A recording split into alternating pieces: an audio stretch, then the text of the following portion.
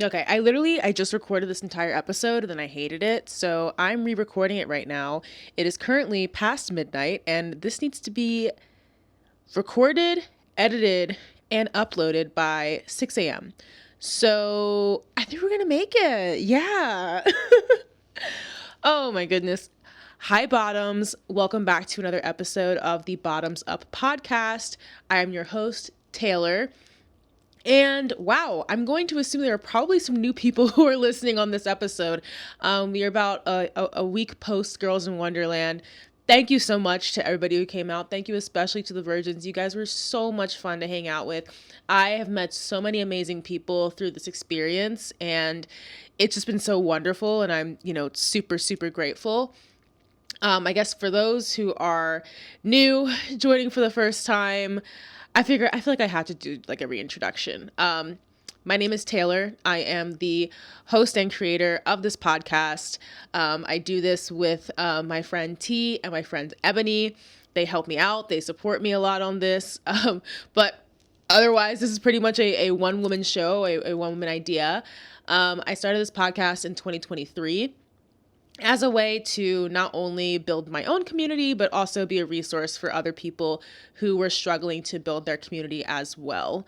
I also do a ton of event promotion just out of the goodness of my own heart. One thing that I really struggled with before was being able to find events. So I try to be like a central place, especially for Sapphics, to be able to find LGBT events in South Florida. I do have a website. It is linked in my Instagram bio if you are looking for some more information about me, but also I have an events page where I actually maintain a Google Calendar of all the events that I know of that are happening down here.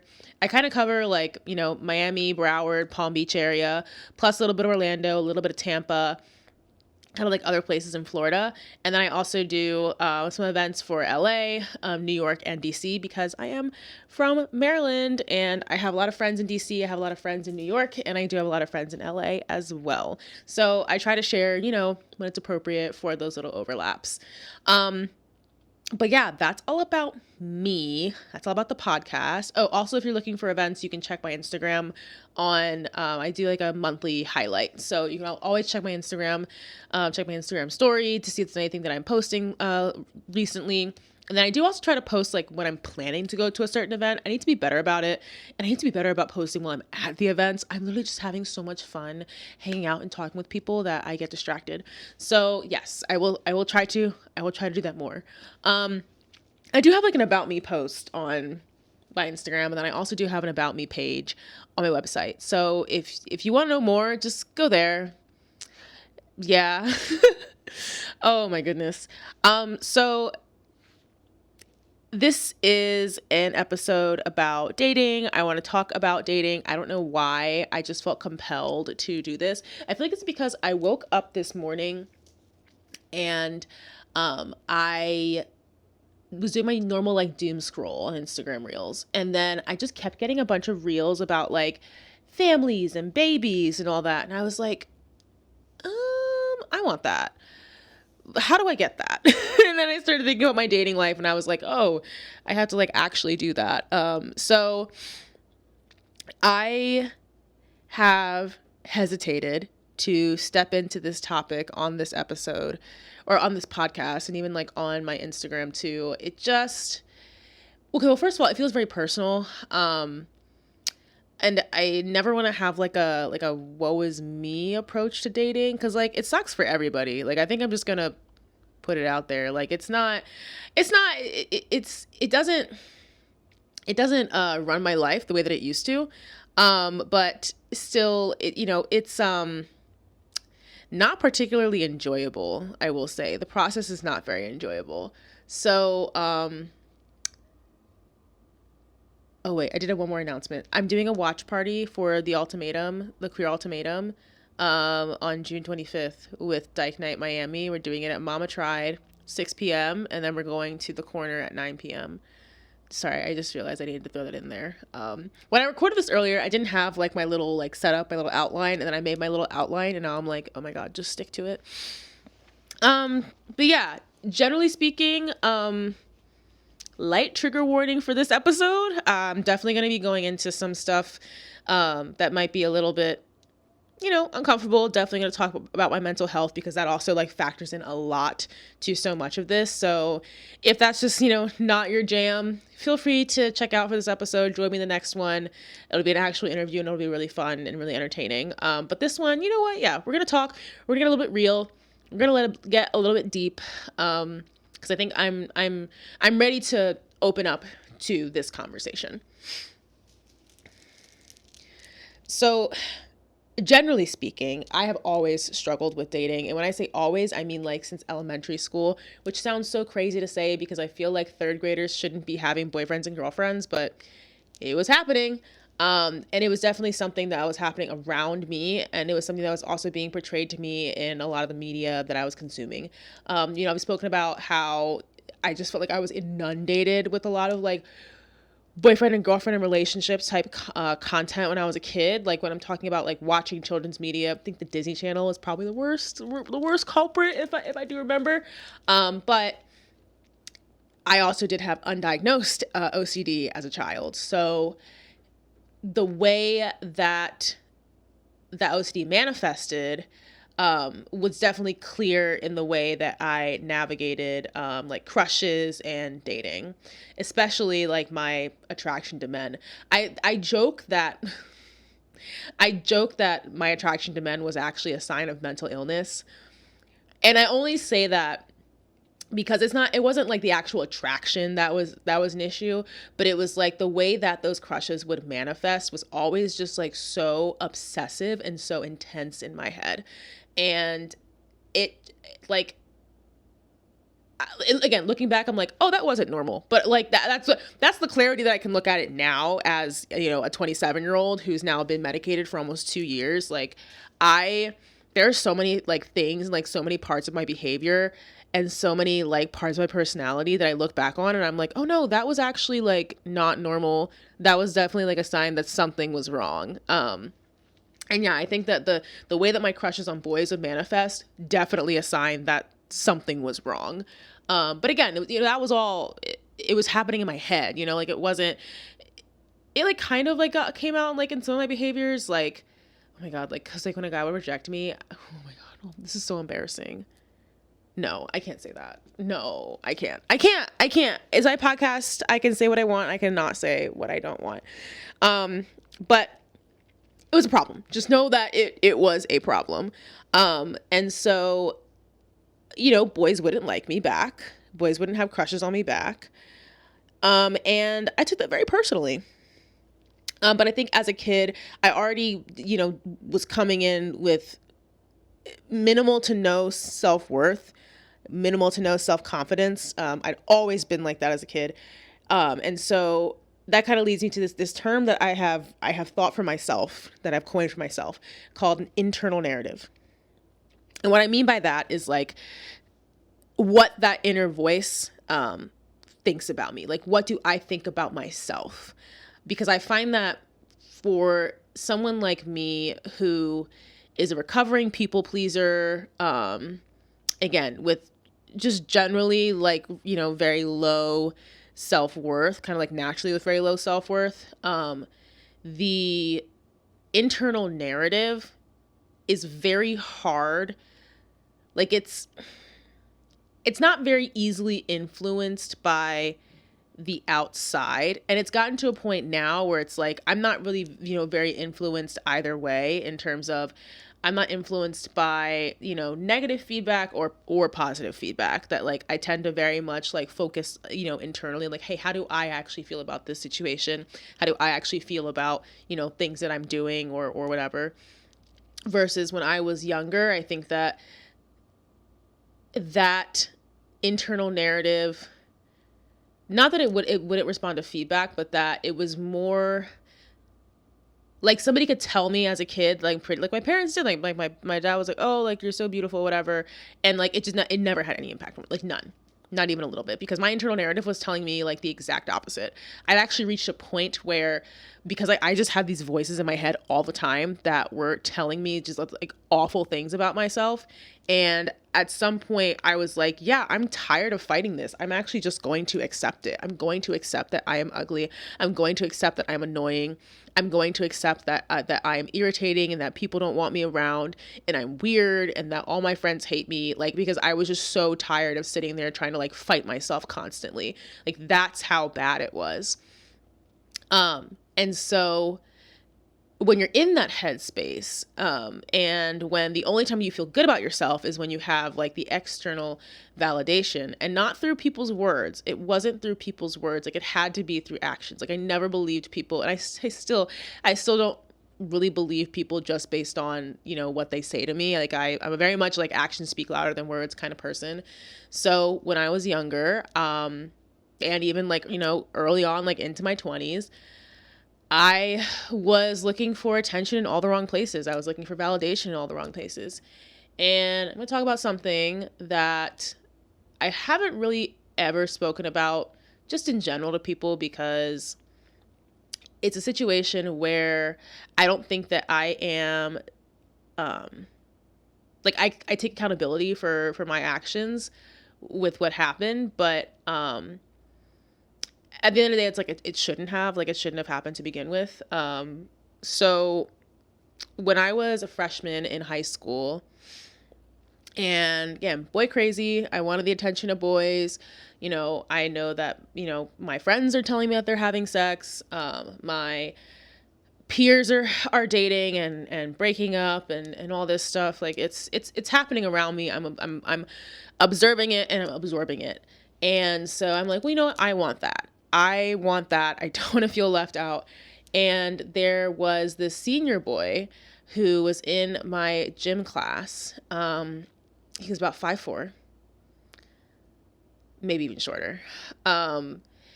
It's also like he wasn't cute. He wasn't cute. I look back and I'm like, damn, my taste of men was absolutely deplorable. But he was giving me attention. I'm pretty sure, if I remember correctly, I think we kissed twice.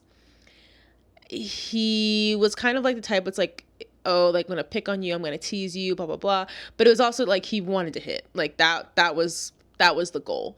And I remember there was one gym session, like one gym class, where I think I was sitting on his lap or something, and then he like kind of like held me like kind of tight and then kissed me. And I just remember him leaving like a bunch of saliva on my mouth. And I was just like, that is disgusting.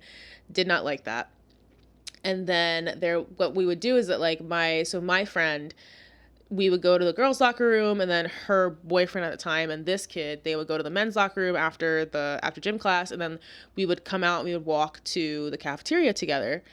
And the boy that was like, you know, that was, I don't even know what to call that, but he was, he had like, I think he only did like half days. Like, he would leave school after that gym class. And there was one time where we're walking down the hallway and he goes and shoves his hand down my shirt and like grabs my boob. And what sucked is like, there was part of me at that time that knew that should not have happened, and that knew, hey, this is kind of strange. But I was so wrapped up in this idea of just getting attention from a boy that I didn't really think anything of it. Or like, I was just like, okay, whatever, it happened. And I think like from there, it's like, that's kind of like the point that I can kind of like, you know, pinpoint in my head, like, oh yeah, from here, it was like, it just kind of started this pattern of me not valuing myself in relationships and in dating. Because I've been in 2 serious relationships. Both of those happened after, like, I think my first one was when I was like 19. But it was like, you know, college aged. But I think there are definitely moments in both of those relationships where like I wasn't valuing myself, and where I prioritized like the attention that I was getting and the feeling of that attention over like actually being happy in my life or happy in my relationship. So I didn't really get onto like actual like adult dating until I was in college. And I got on a dating app. I got on Tinder first. Ugh, throwback. I'm celebrating 2 years of being off dating apps. Woo. But I got on Tinder, and then I was like, okay, let me like actively date. And then that's when I was kind of like going through the process and realizing like, yeah, I probably don't like men. Because I would just collect them like Pokemon, like their little like the matches. I just collect them. I was like, I don't really care. But women, I was like, yeah, I care. I care what women think. So I was on Tinder. I was on her. And I had actually started talking to my ex in like early 2018. And then when they rejected me the first time, which should have been a sign, they were like, it was like it was going somewhere. It was in that kind of like situationship phase. And then it was like, oh, wait, actually, no. And I was like, oh, okay. And that's when I feel like the not valuing myself kind of like, reared its ugly head like yet again, because now, I'm fully like only dating women and, non-binary people. And it just, I felt much more motivated to like meet up with people. I started like hooking up with people that summer. Even though it's like I knew it didn't feel good, I didn't enjoy it, but I was like, I want to feel wanted. So I was like, whatever. Hooked up all 2018. And then we started dating early 2019. And then I graduated. Oh, no, we broke up. And then I graduated. Graduated school, moved to Florida, got back on the apps, wasn't getting matches, felt horrible, felt gross, felt undesirable, and then I got with my most recent ex, and then I was like, oh, everything's fine, right? Yeah, no. And I think like when I'm in relationships, it's harder for me to like really pinpoint the behavior, because like I do tend to kind of get sucked up in the person that I'm dating, and like I just want to dote on them a lot. But again, it surfaces in other parts of my life as well, which is why it's been so nice this year to kind of focus on, the intentionality of the things that I'm doing, to be able to really sit with myself and be like, is this actually an experience that I want to engage in? Is this actually an experience that's going to like help me to get to the next step in my life? And honestly, if anything, I feel like since ending my last relationship and really like being forced to kind of sit with myself and sit with my behaviors in my apartment by myself, I'm like, yeah, like there are some things that I really needed to change about myself. Like that wasn't even a question, because I just realized like the relationship that I had with myself was just so bad. And I was, again, basing my happiness and how I felt about myself on how other people were reacting to me, and like how other people, weren't choosing me. I was like, they're not choosing me, so I don't want to choose me. What do I have to change to make myself worth choosing? Which really, it wasn't, I guess you could say it's like, yeah, the mental health was like what I could have changed. But now I'm like, I was still a bad bitch back then. I was still a bad bitch with or without medication. So I have talked before about being anxiously attached, which makes sense because, OCD, anxiety, anxiously attached. It makes sense. Where and then that kind of fits with the idea of like, sacrificing yourself in order to stay in relationships with people, or to, to keep their attention.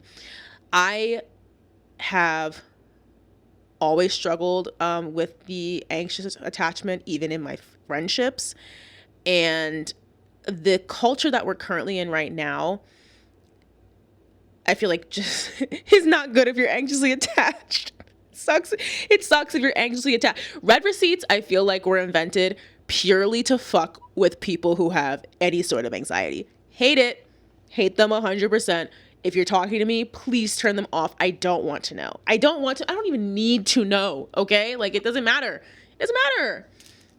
But I think it's been this process of like learning how to handle the discomfort of not getting that immediate satisfaction back, when somebody texts you back. Um, Again, that's been something even from like originally starting with Tinder to now where I'm not on any apps, but like I still talk to people. I still text, I still, DM. And managing that has been quite the adventure. Um, it really is just like one way where relationships kind of like made my life suck and dating kind of made my life suck. And I think actually no, that's why I'm open to talking about this now, because like this is the first time in my life that dating hasn't just like absolutely fucking sucked. Like it just felt like such a bad, dirty, gross, uncomfortable thing before, and now I'm like calm, so I can like actually integrate it into my life without it completely destroying things, which I really like. Like honestly, okay, right now I'm waiting on two different girls to text me back. Two different women currently have me on red. And I feel like I'm being super normal about it. Yeah. I'm doing so good. But I actually I am. Like it's compared to like where I was before, where it could easily like consume me when I wasn't getting enough attention from someone. And honestly, like that's kind of the issue that I ran into in January, where I was just way too hard on this girl about like just the amount of attention that I was getting. And in hindsight, I'm like, oh my God, I'm like, that was crazy. Like that was crazy. It wasn't like, I think that experience, because it's like, that was kind of like the first time. Well, okay. No. Let's rewind. Let's rewind for a second. So 2023. Well, okay, no, I guess 2022. 2022, I broke up with my ex, and I started dating a little bit in the fall, but I wasn't really doing all that much. I was being super casual, even though I know that casual doesn't work for me, but 2023 then, beginning of 2023, I think that's when I decided like, yeah, like I think I want to like actually start dating again, more seriously. I want to, find a girlfriend, and still on the apps. And it was not going well. It was not going well at all. It was a mess. It was a nightmare.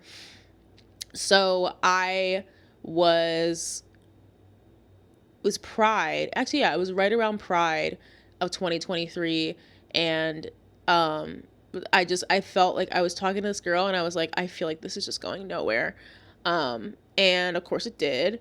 But I think it's like before I like completely broke it off with her, I deleted the apps, because I was just like, I feel like this is just not doing what I needed to do. And at the time too, I like didn't really have a lot of platonic relationships. Honestly, I had like no platonic relationships, at least like physically around me. All my friends were either back in Maryland, or like, a lot of people dispersed like to different areas after college. So I had nobody around me. I had no support system around me. And I was like, the dating isn't going well. So I was like, you know what? Deleted the apps, and then I let it like fizzle out with her. Or no, I didn't let it fizzle out. Like I broke it off with her, because I told her she was wasting my time. But I digress. Broke it off with her.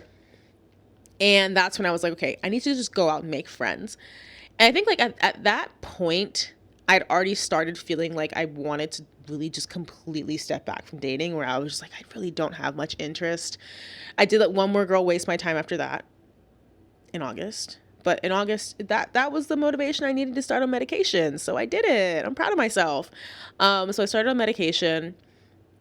There were like two people that I was kind of like messing around with that fall. But again, it was very much like, that's when I was really starting to like detach a lot more, because of the meds, and because like I was just so much calmer in my head. And I was just like, okay, like, I don't really care where either of these go. Like, I was just like, I'm happy with what they are right now, which is like, they were both very much kind of like, like in between. So I was like, whatever. It is what it is. I did not get upset when one of them completely ended. She was being weird. And the other one, we're still friends, which I really enjoy. I really appreciate her. So I was just like, but it's like, again, that's when it like really, I really started to realize like, oh, this can look different. like, like dating does not have to be this like super crazy stressful thing. Like it can literally be like, oh, it just didn't work out with this person. Okay. And then you just move on with your life. Like that's so crazy. Like learning that for the first time at 26 was actually insane. like I'm like I'm a quarter of the way done with my life, and it's like, what did I spend the first quarter doing? The first 25%. Very upsetting. So by the time I was coming into 2024, again, I did not really have a desire to do anything. Like I was like, it wasn't really on my mind. I felt like I just started the podcast. I was going around to like so many different events. I was really focused. I was in, and again, I was trying to get on, you know, a vibe with the meds and, you know, really rethink a lot of things and let those neural pathways, like those new neural pathways begin to map themselves out. So by the time we hit the top of the year in 2024, I say 2024 was like my yes man year, where I was just like gung ho to try anything. So, and that came in the form of, especially with the podcast, with going to all these different events, meeting all these different people, trying out new things, putting my name out there, putting myself out there, and, you know, seeing what would come of it. That was part of it. And also part of it was like, yeah, I think I'm going to start actually approaching women and like talking to women and flirting with women. I was, again, wasn't really thinking about dating until actually somebody had asked me out in April, like April, May timeframe. So we were seeing each other for a little bit. And after that, I was like, you know what? Let me see what I got here. Let's lean into this a little bit, you know? And let me tell you, look, I'm not going to go into any specifics, but I had a great year. I had a great time dating in 2024. It was, like, I wouldn't say it was all easy. Like, there are definitely moments where it was like a little bit frustrating and like people were annoying me or like wasting my time. But like, I had a great time. I was very much, not 30, but flirty and thriving. It was really great. And I feel like that is literally exactly what I needed at the time. Again, not just with dating, but like I just needed to be at a point in my life where I was like, you know what? Fuck it. Like, I'm not going to let the fear of the unknown stop me from pursuing things that might end up fucking fantastic. You know, it doesn't matter if I'm going to get rejected. It doesn't matter if someone's going to say no. It doesn't matter if someone's going to ghost me. I'm still going to fucking try. Like, that is just, why wouldn't I? Why wouldn't I? Because like literally the worst thing that could happen is that someone says no. Okay? So no, it was just so liberating to like finally be at a point in my life where like my little lizard brain isn't sitting here like trying to ruin things for me. So like I said, I needed that last year. Like I really truly needed that. And I had a great time. By the end of the year, I was thinking like, okay, I was already kind of leaning towards like, all right, let's slow that down. Because I think it was also at a point where I wanted to like rethink where I was actually putting my energy. Cause like now I have all this energy. So, and it was like, okay, we've done a bunch of things. Now I was like, okay, how do I channel this like a little bit more? And that's what kind of got me to where I'm at in 2025, where I'm being more intentional. Thank you, T. Thank you, T, for getting me to think about a word for the year because it's been so nice. So 2025, I'm being intentional. I'm being very intentional. And it has spread to so many other parts of my life. It started with dating because I was like, you know what? I don't want to just lean into every situation that like, you know, gives me a little bit of attention. Because at the end of the day, like, when I go and do like casual stuff, I think that I enjoy the chase and I enjoy the pursuit and I enjoy the flirting and all that. When it actually comes down to getting to business, I'm like, I was never really having that great of a time. So I was like, you know what? That doesn't serve me. I know it doesn't serve me. I've known for a long time that it doesn't serve me. So like, it's time to step away from that. So I was like, you know, I want to be more, I want to put out the right energy into the universe, because like part of like manifesting the life that you want for yourself, both subconsciously and, directly, is through, speaking it into existence. So for myself, I want a wife, I want children, I want a farm. I'd like to move out of Florida eventually. Like that's what I see for myself, like in the future, like in a future, relationship. That's what I want. And so like I visualize that a lot. But what I ran into is like, if I am constantly putting energy into,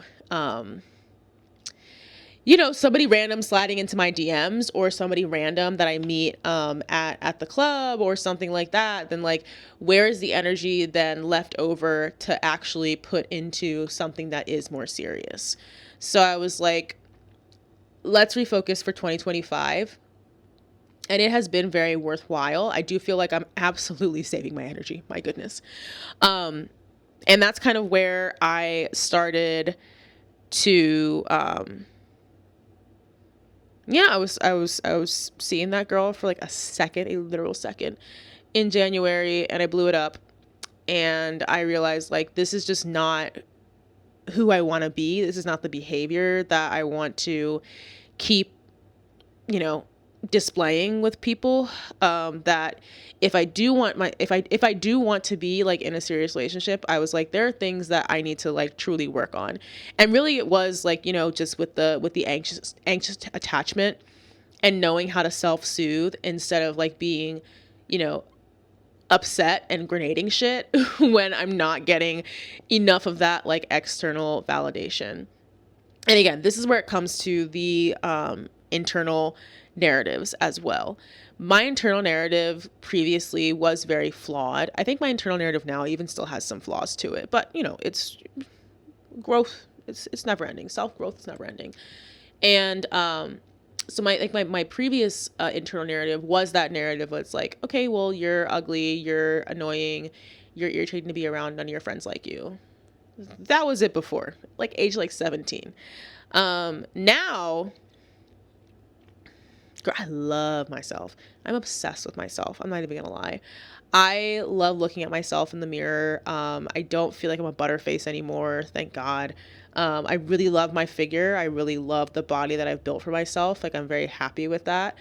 There are like little things that I would change like here and there. But that's like in like a normal way, not in like a body dysmorphia kind of way. I speak very positively to myself. I speak very kindly to myself. I am actually trying to be like a little bit easier on myself about, the way that I behaved like with that girl, because I just don't think that I gain anything from like beating myself up. But at the same time, like when other people's emotions are getting involved, I don't want to be reckless, And so from that experience, like immediately after it happened, I was like, I can't do this again. Like, I can't do this again. I need to do the work. I need to figure out how to manage this better. And I need to figure out how to like support myself and take care of myself. Because again, if I like, it's like, yeah, I deal with it now, but it's like, if I'm with somebody for like 10, 15 years, it's like, how is that going to look to my children? Like, what kind of relationship am I showing to them? Because like, if that's the dynamic, then like, that's not healthy. And like, I don't want my children to go into their relationships and then be like, oh, acting foolish and wasting other people's time, because absolutely the fuck not. And so I was like, okay, how do I, remind myself? How do I take care of myself like in those moments? And actually something that, oh my God, I say all the time that I am not a U-Haul lesbian, but like, be so real. I kind of am. But that's like that is not good, like at all, if you're someone like me who like kind of like does already require like a little bit more attention. I try really hard not to jump in with both feet. I try to like really take things slow. I try to like remind myself that like I'm not in any rush to like do any of this, because the thing is, I have this something I've noticed about myself is that I can like really want to be in a relationship, like as I do right now. I'm not gonna lie. Like, yes, I want to be in a relationship. That's not, I don't know. I feel like that's not, I feel like that's bad to say. Like, I don't, okay. What I don't like is the thing is like, I say all the time, I'm happily single. I'm very happy with my life. My life is amazing. No notes. Okay? Like no notes. I'm so happy with my life.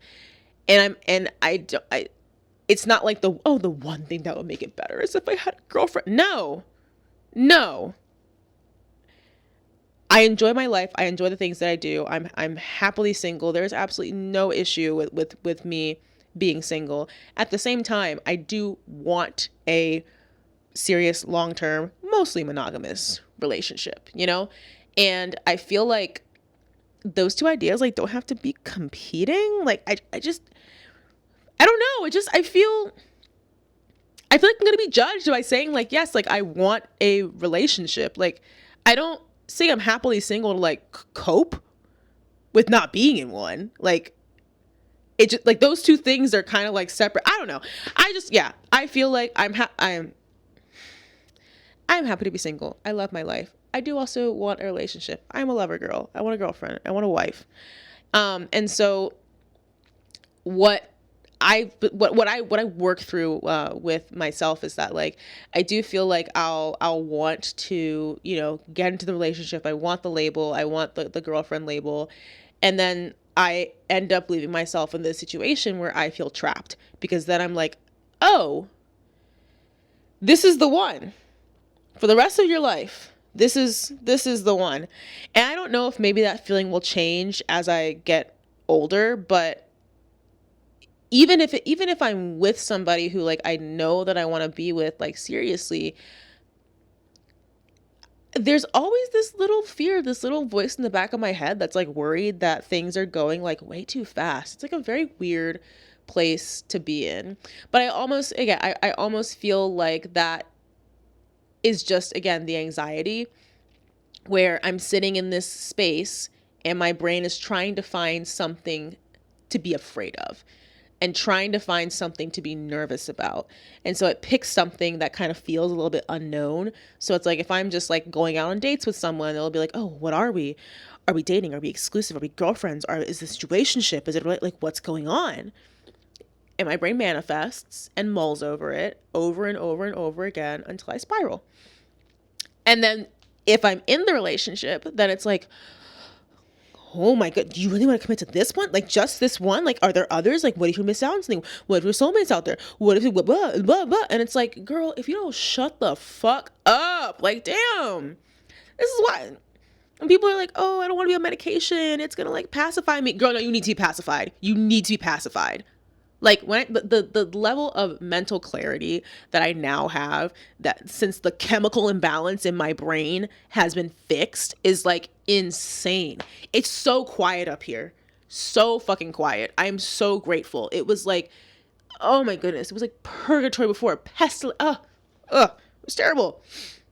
And that's why I say I'm so glad that like I am, you know, able to begin to navigate this shit. And like, I don't know. I feel like I'm actually able to approach dating differently now, like differently than I ever was able to deal with it before, like even since I was a literal fucking child. And I'm so grateful for that. Like it's amazing. I like being able to, this sounds so crazy, but like I like being able to be ghosted and I feel nothing. Like, like, okay, I'm still here, hot as fuck. Like, I don't know what you want me to do. It's just like, if someone doesn't want me, okay, girl. And I think that's also factors into why, like, when I go out to events, and especially, you know, Girls in Wonderland was an interesting time for this particular thing, but like when I go out to events and I see people who like I might have had a thing with at some point, girl, I do not care. I'm here to have a good time. We might throw ass on each other. I'm going to be so real. Like, cause like I'm here to have a good time. You're here to have a good time. So let's have a good time. Like, why are we going to make it weird? Why are we going to make it awkward? You know? And the thing is too, like the community down here, it's not that it is small, but it is smaller than a lot of other places, you know, namely, you know, New York and LA. And so I just feel like, what am I going to, like, eventually it's like, what am I supposed to go to the club and I hate half the room there? And then I just like sit in the corner and then leave after I paid money to get in there? Absolutely not. Absolutely not. I'm not doing that to myself. But again, it's like, I'm so glad that like I'm able to feel that way, because yeah, that was impossible for me previously.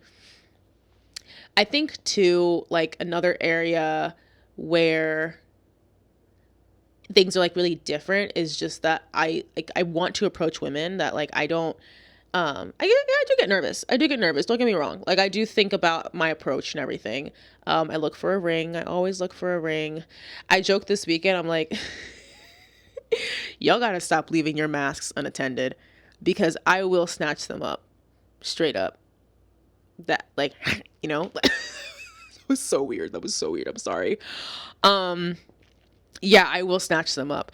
And I've learned recently, I've been told by a couple women that I'm really aggressive when I flirt, which is like, oh, okay, sorry. But they'll be like, oh yeah, I'm just like, I'm not used to a femme like being so direct. And I'm like, well, I like, what am I supposed to do? Just like stand in the corner and like just look at you? Like, what's that gonna do? How are you gonna know that I'm interested? No, I'm gonna walk right up to you. I walk right up to women and I ask directly, are you single? Actually, oh my God, maybe I shouldn't say this, but like, this is kind of like my go-to pickup line.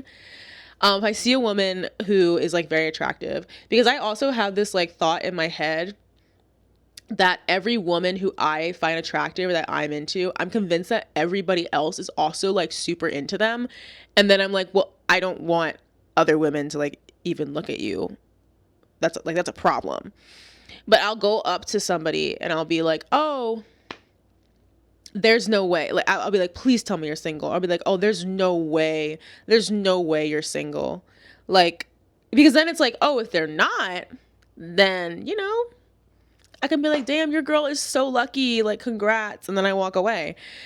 But then if they say that they are, then I'm like, all right, let's have a conversation, you know? That's my go-to. That is my go-to. I also like, I love just coming in with like a compliment. I think that we do need to compliment each other more in general. I think that we can show each other a lot more kindness in general and uplift each other. Although I also was told that I compliment women like a 60-year-old man, like an old head. So I don't know what, I don't know. I'm doing what works. Like this year, have I been taken on a date yet this year? Oh yes, I have. I've been taking on dates this year. But yeah, I mean, I think this year it's felt really good to just slow down for myself. And again, like just being in community with women, being flirtatious, like having fun. But then also being able to say very explicitly like, oh, like, you know, this is what I'm looking for. This is the kind of relationship that I'm looking for. This is the kind of treatment I'm looking for. And being able to just kind of have like very normal civil conversations about that. And somebody might say like, oh, well, I'm not looking for that. And then some of them say like, yeah, well, I'm open to it. And we can continue the conversation. But I think it's been really nice. I think I feel a little bit more empowered, if that makes sense. Like I feel like I have a little bit more autonomy. And it's just nice to know like very early on, like within like, you know, a day or even a couple of hours of meeting someone to know like whether or not there is something there, whether or not we're on the same page, whether or not we want the same things, is very nice. So I think that's the energy that I'm carrying for the rest of 2025 is just again, just continuing to value myself, continuing to set those boundaries, continuing not to just fall constantly for temptation, because that is definitely an area where I will speak to that more on another episode, because T actually wants to be on. T wants to talk about that, and she wants to be on that episode with me, because we have interesting conversations every time that it comes up, and we kind of like realize things like about ourselves every time. So it's very nice. But yeah, I'm tackling dating in 2025 very well. Yeah, I'm happy. I'm enjoying myself. I'm having a really great time. I am voracious, which is crazy. But I'm still having a good time. So yeah. Y'all gotta also like look, femmes, I think just in general, like sapphics need to start actually approaching each other. Like, let's start there. But like femmes, if you see a fucking 5'10" dreadhead, dressed down, dripped out, backwards hat and everything, clear skin, clean fingernails, and you don't shoot your shot, get the fuck out of here. Get the fuck out of here. You're telling me that you can see a fucking 5'2", thick in the thighs, cargo shorts, oversized t-shirt, okay? Modern mullet with hella piercings and tattoos, and you're not gonna shoot your shot. You're not gonna approach them. You're not gonna talk to them. That's it. This is where I want to leave you guys with two things. The first thing is that rejection is a fact of life.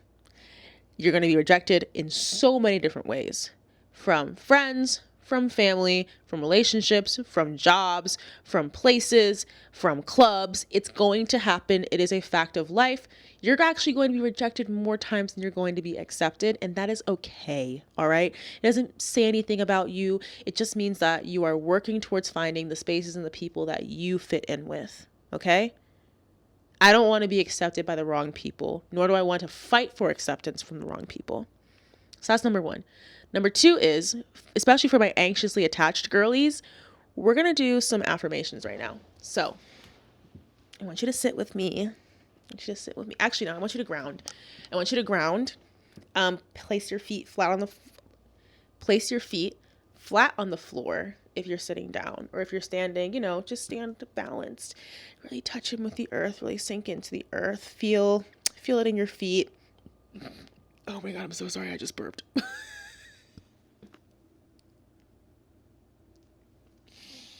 You can tell I'm delirious. It's like 1:00 in the morning. Just ground. Take some deep breaths in. Deep breaths out. Deep breaths in. Deep breath out. And I want you to repeat after me. I am beautiful. I am beautiful. I am desirable. I am desirable.